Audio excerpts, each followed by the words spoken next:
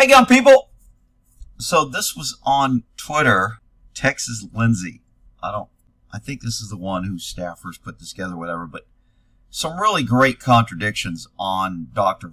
Fauci that it's just amazing this guy still today has influence with our government, our leaders. I don't understand why this guy's not in prison, but let's take a look at this. Objective to the topic today is the issue of pandemic preparedness. And if there's one message that I want to leave with you today, based on my experience, and you'll see that in a moment, is that there is no question that there will be a challenge to the coming administration in the arena of infectious diseases, but also... So this was a pre-prediction because he knew they were doing gain-of-function research that taxpayers were paying for, and we're paying China to do it. So there will be a surprise outbreak.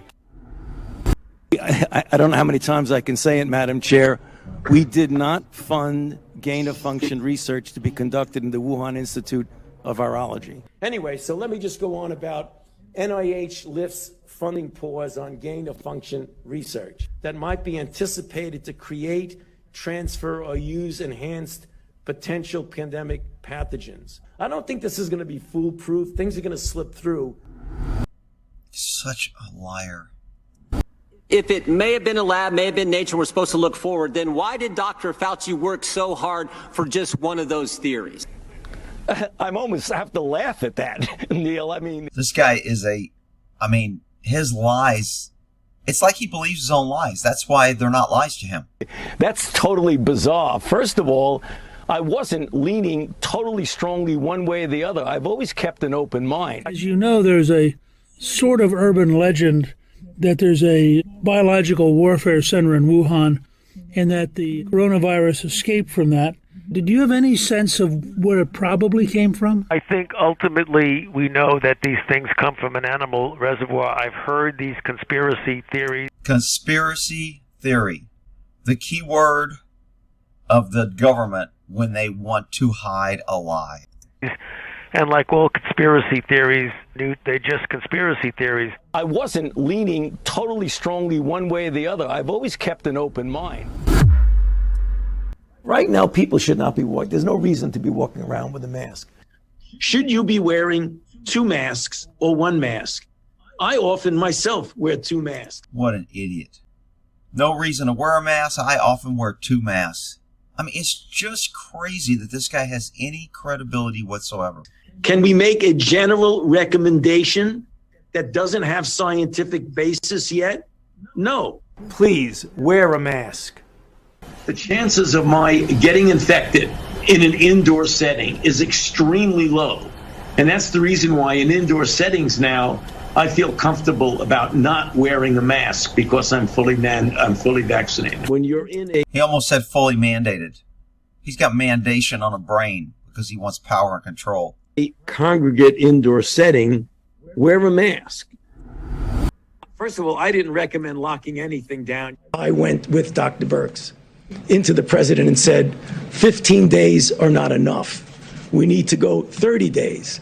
Obviously, there were people who had a problem with that because of the... Yeah, those are the conspiracy theories that you like to throw out.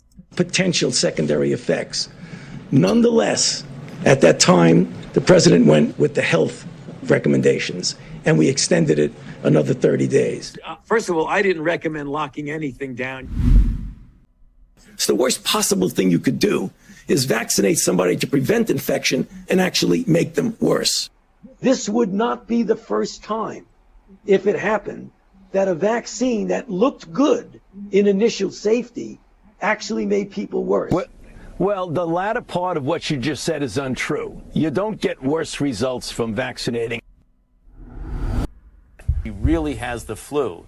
She definitely doesn't need a flu vaccine. The optimal degree of protection when you get infection is to get vaccinated after infection. Because the best vaccination is to get infected yourself. The optimal degree of protection when you get infection is to get vaccinated after infection. She really has the flu.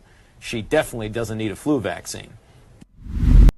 So if you're saying, are we out of the pandemic phase in this country? We are. Is this country ready for another pandemic? And are we still in the one we have not, that we've been talking about? Well, we certainly are still in it. See, if you don't lie, you don't need a good memory. This guy doesn't remember what he says from day to day because he just makes it up. The safety of these vaccines have been clearly established. The long-term effects that the people are apparently concerned about really have with I'm sure there is a very, very, very, very rare exception. Very, very, very, very, very, very rare, very, very rare. Sorry. What? Really? Really? We don't know what the exception are rare or not because it's being covered up and lied. And nobody trusts any of you guys, including the media. But the long-term effects are really essentially non-existent. Do we have Non-existent. We don't know, but they're non-existent. Perfect. any data about, vaccines and the back end of that, or the negative side of that? There's been a number of studies. New York Times just did one about menstruating cycles and how that is affected by vaccines. Yeah, the menstrual thing is something that seems to be quite transient and temporary. That's the point. That's one of the points. Oh, so they have side effects, but they're only temporary. Okay. We need to study it more. We need to study it. Because the other side that just keeps putting out misinformation and disinformation. The other side, that would be the people who are being forced by you to get vaccinated, wear a mask, and locked down. That would be the other side. Seems to be tireless in that effort. An article in the San Francisco Examiner, I think, a Sunday magazine section, which was just phenomenal. I still have a picture of it. It says, I call you murderer, an open letter to an incompetent idiot, Dr. Anthony Fauci, the director of I don't have a problem with that. NIAID. All righty. Hopefully that clears it up, that the expert were right. Thanks, Dr. Fauci. We'll end that there.